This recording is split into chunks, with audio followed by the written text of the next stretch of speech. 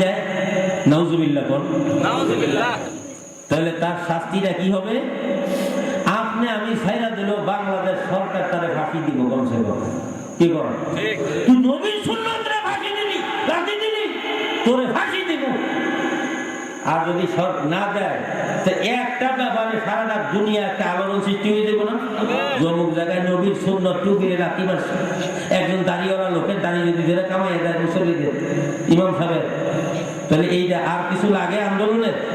কারণ কি, নবীর ভালোবাসা প্রত্যেক ইমানদারের ভিতরে, মুসলমান সে খারিজি হোক, তবলিগি হোক, জামাত ইসলামীর হোক, যত বদর হোক, কিছু কিছু জিনিস আছে মুসলমান হইলেই ছাড়ে, কেউ সহ্য করবে না। বলেন সুবহানাল্লাহ। আপনি বলেন নবীরে ভালোবাসেন না, তাহলে আপনার ভিতরে কি লেগে? আসলে নবীর ভালোবাসা সবার ভিতরেই কম বেশি আছে, কিন্তু বুঝের ভুলের কারণে ঝগড়া ফাসাদ। কি বলেন, ঠিক না? ভালোবাসা ঠিকই আছে। এই জন্য দেখেন না, বিভিন্ন সময় বিধর্মীরা উল্টা পাল্টা যখন নবীর ব্যাপারে ওই যে ব্যঙ্গচিত্র করলো, বাংলাদেশের সমস্ত আলেম ওলামা এই লাইনের সেই লাইনের সবাই আন্দোলন করছে না? সরকার ওইটার বিরুদ্ধে পদক্ষেপ নিয়েছে। তাহলে দেখেন, নবীর প্রত্যেকটা জিনিস তো ভালোবাসাকে ইমানদার তো ফরজ, তো ফরজ। নবী যেটা ব্যবহার করতেন এই জিনিসটা কেউ কেউ অপমান করতে পারবে না। আপনি ব্যবহার করা কিন্তু টুপিটা সুন্নাত, কিন্তু এই টুপিটাকে যদি কেউ ইনকার করে সে হয়ে যাবে কাফের। এই টুপিটাটা যদি সে অপমান কেউ করে তার শাস্তি, ফাঁসি, মৃত্যুদণ্ড কার্যকর হয়ে যাবে। কথা ঠিক কিনা? আমি বলি না, কে বলেন? আল্লাহ বলে, আল্লাহ বলেন, ইয়া আইয়ুহাল্লাযীনা আমানু লা তারফা'উ আসওয়াতাকুম ফাওকা সাওতিন নাবিয়্যি ওয়া লা তাজহারু লাহু বিল কওলি কাজহারি বা'দিকুম লিবা'দিন আন তাহবাতা আমালুকুম ওয়া আনতুম লা তাশউরুন। আল্লাহ বলেন, হে ঈমানদারেরা, তোমরা যখন আমার নবীর সামনে কথা বলবে তখন নবী যতটুকু আওয়াজে কথা বলেন এর চাইতে উচ্চ আওয়াজ যদি তোমার কথা বলার সময় হয়ে যায় তো আনতাহবাতা আমালুকুম, তোমার জীবনের সমস্ত আমল বরবাদ হয়ে যাবে। ওয়া আনতুম লা তাশউরুন, তোমার ভিতরে খবরও থাকবে না। তাহলে আমলের ভিতরে নামাজ আছে কিনা, রোজা আছে কিনা, হজ আছে কিনা, যাকাত আছে কিনা? তাহলে শুধুমাত্র নবীজি যতটুকু আওয়াজে কথা বলছেন তার চাইতে একটু উচ্চ আওয়াজ যদি আমার হয়ে যায় সেই নবীজির সামনে, তাহলে আমার সমস্ত নামাজ, রোজা, ইবাদত, বন্দেগী সব বাতিল হয়ে যাবে। এই আয়াতের তাফসীরের ভিতরে বলা হয়েছে আও ঈমানুকুম, তোমার ঈমানও বরবাদ হয়ে যাবে। ওয়া আনতুম লা তাশউরুন, তোমার ভিতরে খবর থাকবে না। বুঝতে পারছেন? ওয়ালিল্লাহিল ইজ্জাতু ওয়া লিরাসূলিহি, এই আয়াতটার তাফসীর করলে 24 ঘন্টা করলেও শেষ হবে না। বলেন সুবহানাল্লাহ। আমার ভাইরা, সেই নবী রাহমাতুল লিল আলামিন, কামলেওয়ালা নবী, নবীর হাদিসের সম্মান আছে কিনা বলেন? ইজ্জত আছে কিনা? আপনি আমি বই লাগলে এই বইয়ের দাম আর নবীর বইয়ের দাম কি এক নেই? স্কুলের বই এটাও পাঠ্যপুস্তক, বুখারী শরীফ এটাও পাঠ্যপুস্তক। কি বলেন? বুখারী শরীফ মাদ্রাসা পাঠ্যপুস্তক না? দাওরা ক্লাসে, টাইটেল ক্লাসে, সিয়াসাত্তার হাদিস পাঠ্যপুস্তক। বুখারী শরীফ যদি মাথার থেকেও কান্দের থেকে বইরা গেলে কত কান্দাকাটি, তাফসীর যদি বইরা যায় কান্দাকাটি কইরা মাপ চাই আল্লাহর দরবারে ফরিয়াদ কইরা, এরপর হুজুর কাছে তো হুজুর কোরআন শরীফ পড়ে গেছে, তাফসীর পড়ে গেছে, বুখারী শরীফ আমার হাত দিয়া পড়ে গেছে, হুজুর চোখের পানি ছেড়ে দিয়ে এখন আমি কি করব হুজুর?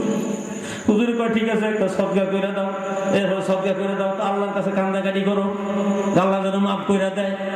কিন্তু আপনার বই পড়ে গেলে আপনি কানবেন নি, সদকা করবেন নি, কারণ কি ওটাও তো পাঠ্যপুস্তক। ওইটা পাঠ্যপুস্তক হইলে হবে কি, দোজাহানের বাদশা জিন্দা নবীকে ইজ্জত করা যেমন ফরজ, তার বাণী মোবারককে সম্মান করো তদ্রুপ ফরজ। বলেন সুবহানাল্লাহ। এই জন্য আমার দয়াল নবী রওজা মুবারক, যেই রওজা মুবারকে নবী রাহমাতুল লিল আলামিন আরাম ফরমাইতেছেন, আমার নবীজি চার মাযহাবের ইমাম সাহেবরা রায় দিয়েছেন আল্লাহ পাকের আরশে আজিমের চাইতে মূল্যবান হলো নবীজির পিঠ মুবারকের নিচে যে মাটিটা লেগে আছে। বলেন সুবহানাল্লাহ। জিন্দা নবী, কামলেওয়ালা নবী, দয়াল নবী, মায়ার নবী, সেই নবীকে তো ভালোবাসতেই হবে, ইজ্জত করা যেমন ফরজ, তদ্রুপ নায়েবে নবী আলেম যারা, মসজিদের ইমাম সাহেব হাদিস পড়, কোরআন ইজমা কিয়াস পড়ছে, কিন্তু নবীর জীবনেও নবীর স্বপ্ন তার নসিব হয় নাই, মুরাকাবা মুশাহাদা তো সে করেই না, তো কেমনে দেখবে, তাও করে না।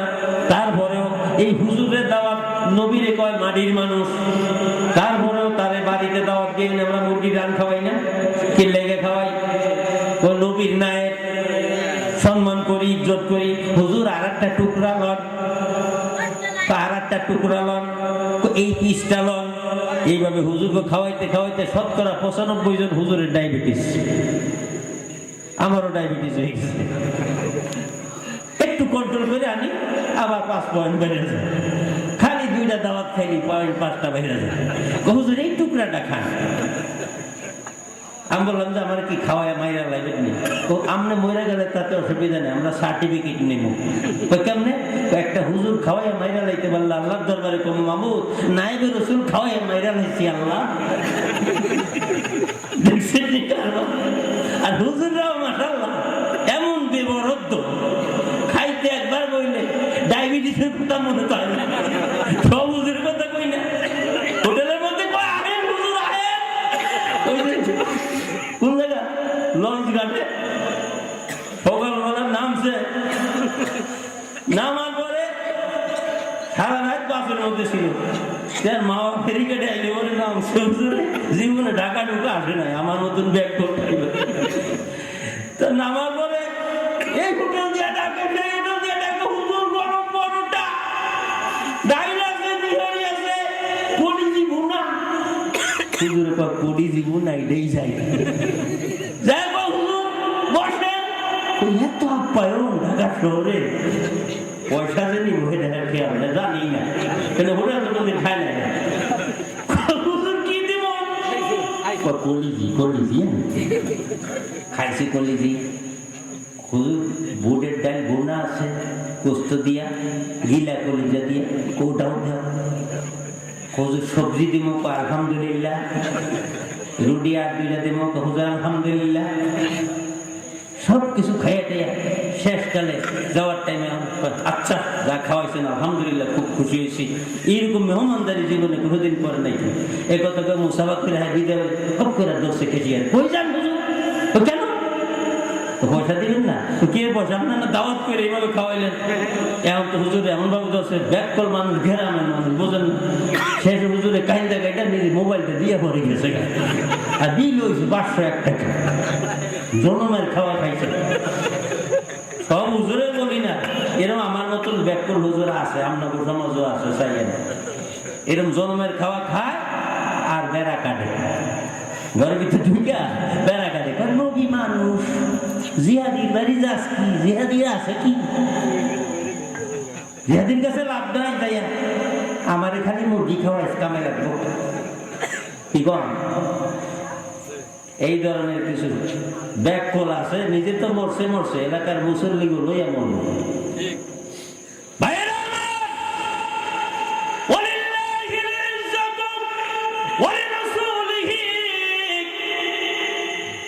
রসুলের ইজ্জত সম্মান নাম মুবারকটা নিতে দেরি, সঙ্গে সঙ্গে সাল্লাল্লাহু আলাইহি ওয়া সাল্লাম বলা ওয়াজিব হয়ে যায়। সুবহানাল্লাহ। তো প্রথমবার ওয়াজিব, বারে বারে যদি নাম হয় কমসে কম মুস্তাহাবের সওয়াব, বলেন সুবহানাল্লাহ, এবং আদায় করতে হবে। দেখছেন নাম নিলেই ওয়াজিব হয়ে যায়, বলেন সুবহানাল্লাহ। আর আল্লাহ পাক বলেন আমার জিকির চলবে, আপনার জিকির চলবে না, এইটা আমি আল্লাহ বরদাস্ত করি না। বলেন সুবহানাল্লাহ। এই জন্য লা ইলাহা ইল্লাল্লাহ মুহাম্মাদুর রাসূলুল্লাহ তাওহীদ রিসালাত দুইটা একাত্রে ঢুকাই দিয়েছে। তো আমার জিকির যেখানে হবে আপনার জিকিরও সেই জায়গায় আমি কইরা দেব। বলেন সুবহানাল্লাহ। তাহলে আমার ভাইয়েরা, মক্কা শরীফ এবং মদিনা শরীফ, এই মদিনা শরীফের দাম এখন বাড়ছে না কমছে? বাড়ছে না কমছে? এই মদিনার আগের নাম ছিল কি? ইয়াসরিব মানে কি? অশুভ অথবা দুঃখের শহর। এখন এই মক্কাকে এবং মদিনা শরীফকে কি ইয়াসরিব বললে ঈমান থাকবে না? আমার নবী যদি আল্লাহর কাছে কিছু চান, আল্লাহ দেন কিনা? আল্লাহ বলছেন, ওগো আমার আল্লাহ, নবী বলছেন, আল্লাহ আপনি মক্কায় যা দিছেন মদিনায় তার ডবল ডবল দিবেন। বলেন সুবহানাল্লাহ। ডবল ডবল কি? রহমত বরকত। মক্কায় যা আছে তার ডবল ডবল। দুইবার উচ্চারণ করছেন কথাটা, বলেন না সুবহানাল্লাহ। ডবল আবার ডবল, বলেন সুবহানাল্লাহ। তাহলে এই মক্কা শরীফের ভিতরে হেরেম শরীফ আছে কিনা বলেন? একটা সীমারেখা আছে, এটাকে হেরেম শরীফ বলে। বলেন সুবহানাল্লাহ। অর্থাৎ এইটার ভিতরে থাকলে বলে আপনার কি করে, যদি ওই আসল ভিতরে আপনি জায়গা মতন জেনে তোয়াব করে ওখানে যাইতে নাও পারেন, সীমানার ভিতরে থাকলে মনে করেন আপনি হেরেমের ভিতরে রইলেন। বলেন সুবহানাল্লাহ। আমার আল্লাহ কয়, দোস্ত মক্কা শরীফে আমি হেরেম বানাইছি ইব্রাহিম খলিলের সম্মানে, কাবা শরীফের সম্মানে। নবী রহমাতাল লিল আলামিন হায়াতুন নবী আল্লাহর হাবিবকে আল্লাহ বলেন, হাবিব গো আপনার খাতিরে আমি মদিনা শরীফেরও হেরেম বানায়া দিলাম। বলেন সুবহানাল্লাহ। মদিনার হেরেম। এইজন্য দেখবেন বাদশা আরব দেশের বাচ্চাদের নামের সঙ্গে লেখে হাজিউল, মানে কি কি? খাদিমুল হারামাইন ওয়াশরিফাইন শরীফাইন। বলে না? খাদিমুল হারামাইন মানে কি? দুই হেরেমের খাদেম। মক্কা শরীফে মানুষ যখন উমরা করতে যায়, আয়েশা মসজিদে যাইতে হয়, 2 রাকাত নামাজ পড়ার আগে দিয়া, এরপরে আপনার ওযু গোসল ভালোভাবে কইরা ইহরামের কাপড় পইরা নিয়ত কইরা পরে আসতে হয়, 2 রাকাত নামাজ পড়া, তারপরে আপনার চলে আসতে হয়। আয়েশা ওখানে খানায় কাবা তওয়াফ করতে হয়। তওয়াফ করার সঙ্গে সঙ্গে ওয়াজিবুত তাওয়াফ নামে 2 রাকাত নামাজ ওয়াজিব হয়ে যায়। মাকামে ইব্রাহিম সামনে নিয়ে 2 রাকাত নামাজ পড়তে হয়। এই নামাজ 2 রাকাত পড়ার পরে এরপরে জমজমের পানি খায়া পান কইরা তারপরে সাফা মারওয়া দৌড়াইলে উমরা হয়ে যায়। বলেন সুবহানাল্লাহ। আমার নবী বলছেন, মক্কা শরীফে আল্লাহ রাব্বুল আলামিন উমরার ব্যবস্থা করেছেন। আমি নবী রহমাতুল লিল আলামিনের উসিলার খাতিরে, আমার নবীর সম্মানে আল্লাহ রাব্বুল আলামিন মদিনা শরীফে উমরার ব্যবস্থা করে দিয়েছে। মক্কা শরীফ উমরা করতে তওয়াফ করতে হয়। মক্কা শরীফ উমরা করতে আয়েশা মসজিদে যাইতে হয়। মক্কা শরীফ তওয়াফ করতে ইহরামের কাপড় পরা লাগে উমরা করতে। মক্কা শরীফ তওয়াফ উমরা করলে আপনার কি বলে মাকামে ইব্রাহিমে নামাজ ওয়াজিব হয়ে যায়। সাফা মারওয়া দৌড়ন লাগে, জমজমের পানি পান করান লাগে। কিন্তু আমার নবী বলেন, মদিনা শরীফে যে যেই বাসায় গেছে ওই বাসার থেকে ওযু গোসল কইরা পবিত্র হইয়া নিয়ত কইরা বাসার থেকে নাইমা মসজিদে কুবার ভিতরে যাইয়া 2 রাকাত নামাজ পড়লে একটা উমরা হইয়া যায়। যার নামে উমরা করবে উমরাটা হয়ে যাবে। বলেন সুবহানাল্লাহ। আমার নবীর সম্মানে দেখেন, মদিনার সম্মানে, নবীর সম্মানে মদিনা সম্মানিত হয়েছে কিনা? হয়েছে কিনা? মক্কা শরীফ সম্মানিত হয়েছে কার সম্মানে? আমার নবীর সম্মানে মক্কায় সম্মানিত হলো, মদিনা সম্মানিত হলো। বলেন সুবহানাল্লাহ। মাকামে ইব্রাহিম সম্মানিত হলো, সাফা মারওয়া সম্মানিত হলো, মিনা মুজদালিফা আরাফা সব সম্মানিত হয়ে গেল। বলেন সুবহানাল্লাহ। আর এখন বলেন তো দেখি, সেই নবীর জাত সিফাত, সেই নবীর ধারক এবং বাহক, সেই নবীর শরীয়ত তরিকত হকিকত মারিফত যেই আল্লাহর ওলির সিনার ভিতরে, তার দাম বাড়ছে না কমছে? এখন আল্লামা আব্দুল হাকিম জিহাদি নবী নবী কয়া কান্দে, জিহাদি যেদিন থাকবে না এই দেশের মানুষ শুনি না রাখো বইলা যায়। একদিন তোমরা, আমরা বহু জায়গায় দেখছি পীর মাশায়েখ মানতে চায় না, এইটা করে সেইটা করে, এরকম দেশ বরণ্য ওলি যেই দিন দুনিয়ার থেকে বিদায় হয়ে যাবে, খালি কইবাসী সেই দিন পাগল হইয়া যাবে।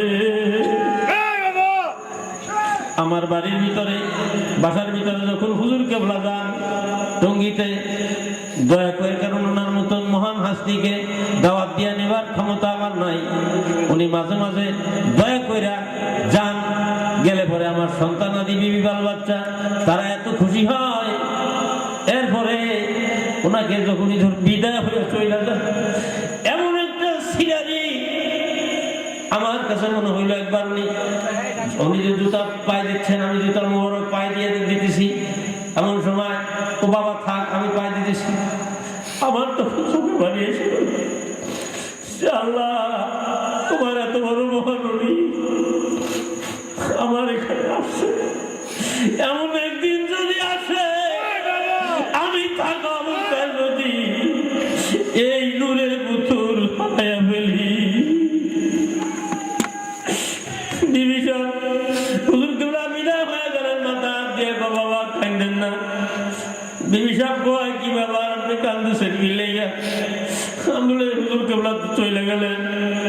উনিও কান্দতেছে, একটা কান্দার রোল বইরা গেল।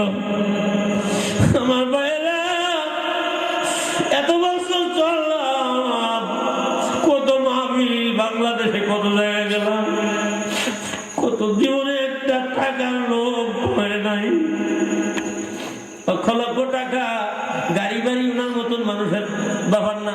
ওনার যে বক্তব্য বিরুদ্ধে আছে যদি বলে যে একটা গাড়ি কিনে দাও, কোনো ব্যাপার না। ঢাকা শহরে মানে 5 কাঠা জায়গা দাও, ব্যাপার না। কিন্তু ওনার ভিতরে একটাই ক্ষুধা, নবী প্রেমের পাগল বানানোর ক্ষুধা। এই দেশের মানুষ আফসোস বের করবে যেদিন এই বাতিটা নিভা যাবে। আল্লাহুম্মা সাল্লি আলা মুহাম্মাদ, আল্লাহুম্মা সাল্লি আলা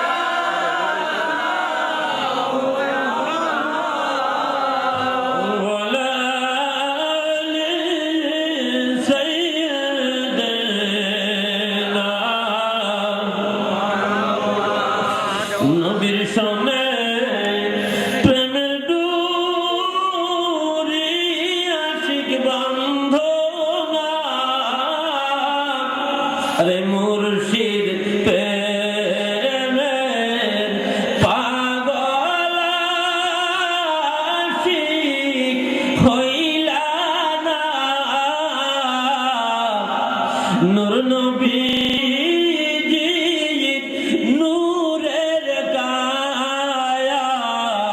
দেখে